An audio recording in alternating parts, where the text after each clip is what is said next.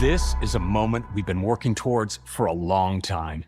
We're tremendously excited about the power of generative models.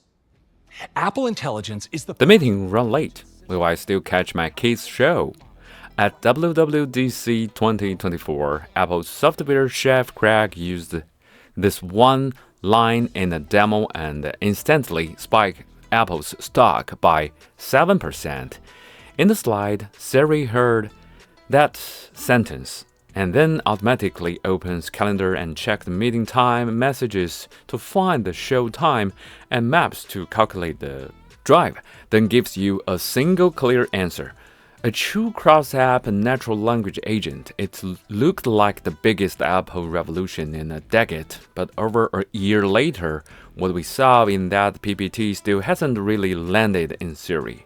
Meanwhile, rivals like Honor, Huawei, Xiaomi, and Meizu have pushed AI features, but they were mostly presets, ride-hailing, food delivery, price compression. Useful but not a real system-level agent. Everyone's been asking which phone maker will first build a true GUI agent that can run the system like a human. In the end, it wasn't a phone maker, it was a software company. Welcome to East Asia Dope. I'm Li Xin. I will be your host with all the things that are happening recently in Asia.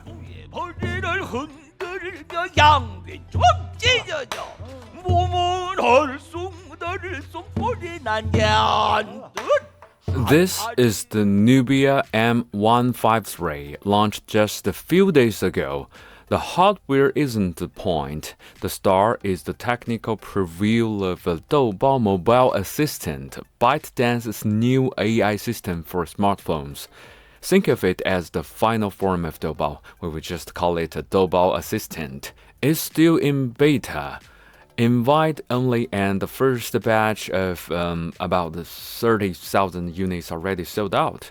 What's special is that this assistant doesn't feel like any phone I've ever used before. It can chat, handle basic tasks, and most importantly, act like a human operating the phone.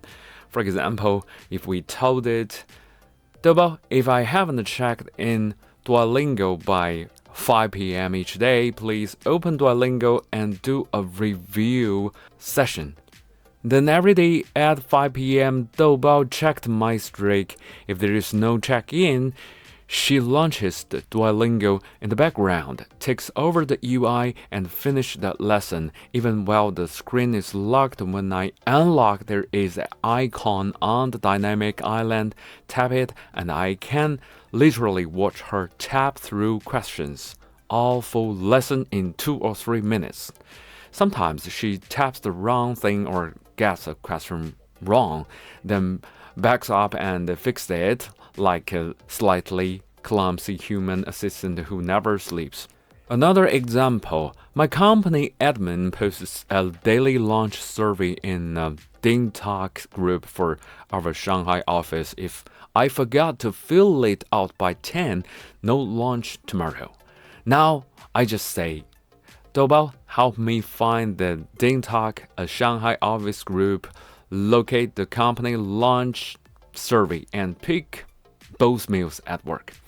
She opens DingTalk in the background, finds the right group and the form, and fills it out.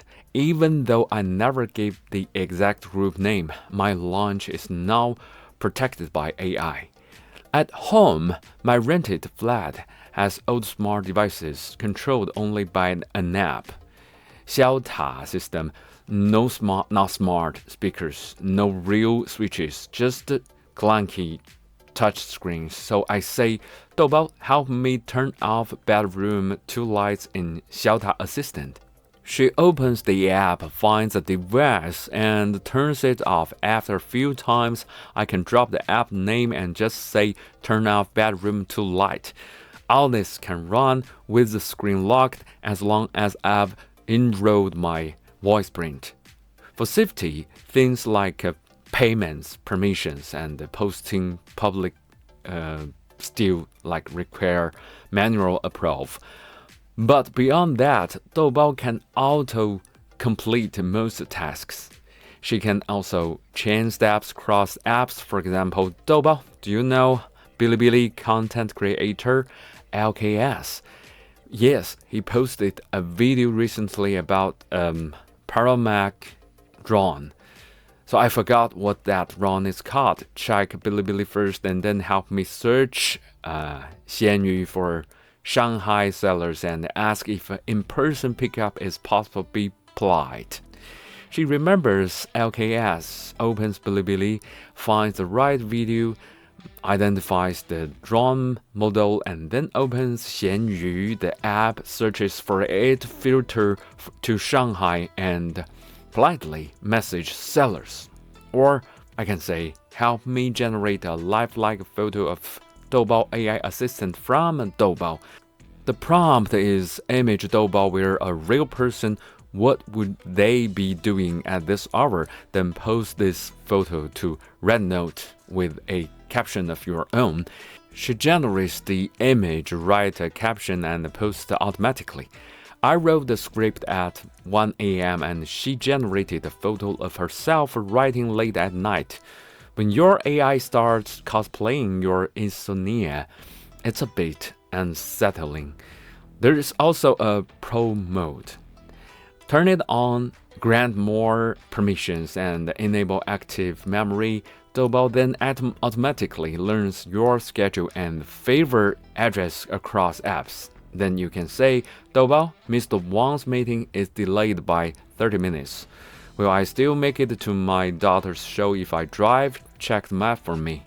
She finds the new meeting time and place from audio or calendar, finds your daughter's show time and the venue from text, opens map, sets driving with departure time after the meeting, checks the ETA and gives you one clear answer.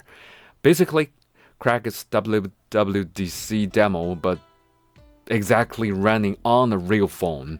I tried cloud phone experiments like Zhipu's AI cloud phone, but this is the first time the experience felt integrated and polished enough to keep me up until 2 a.m. one day, writing this script instead of sleeping.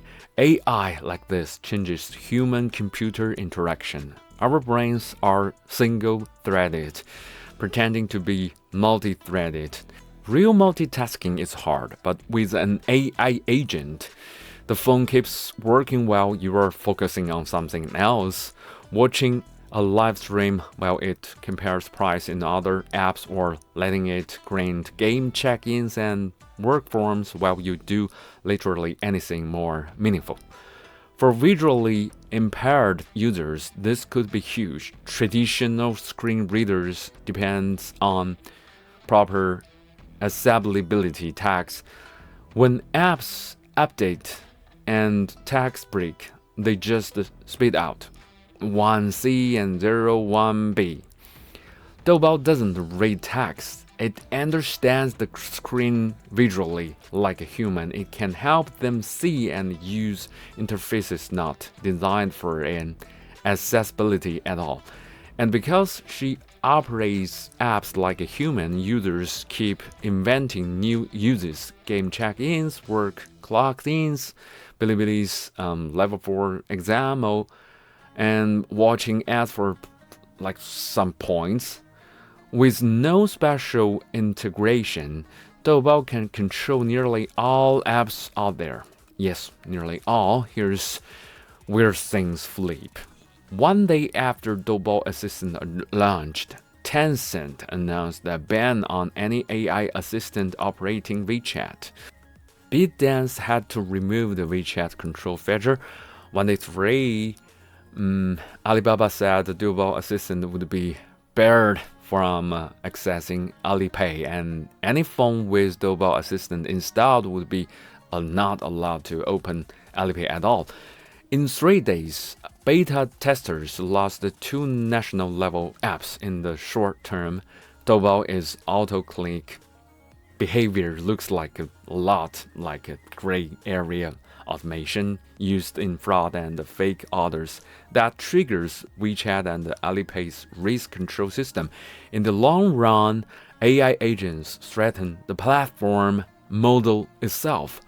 WeChat and Alipay are super apps with mini programs. They want all the users to do everything inside their app, so they become the gateway and own the traffic. But in the AI era, you don't talk to apps, you talk to the AI agent. The AI becomes the new gateway. Doubao Assistant poked right at the center of that. And this is not just a China story. Over the next few years, every region will face the same question. Do we let AI agents sit in front of our phones, or do we lock them out of protect the old gateways? From Shenzhen to Silicon Valley, from Tokyo to Seoul, the pattern will repeat. OS makers and the super apps will try to keep control. AI agents will try to represent the user. At some point, the home screen won't be a grid of icons, it will be a conversation. Maybe your everyday phone in 5 or 10 years looks like you don't browse your apps, you don't memorize every buttons. You just say what you want, having a conversation with the AI agents. Some countries will move faster, some slower. Some platforms will open APIs, others will fight to the end. But once people get used to telling their phone, handle it for me, and it actually does, there's no going back to tapping through 20 menus. The question is no longer whether a mobile and AI agent will sit between us and our apps. It's who will it be? Whose rules will it follow, and whose side will it really be on? The platforms or the users?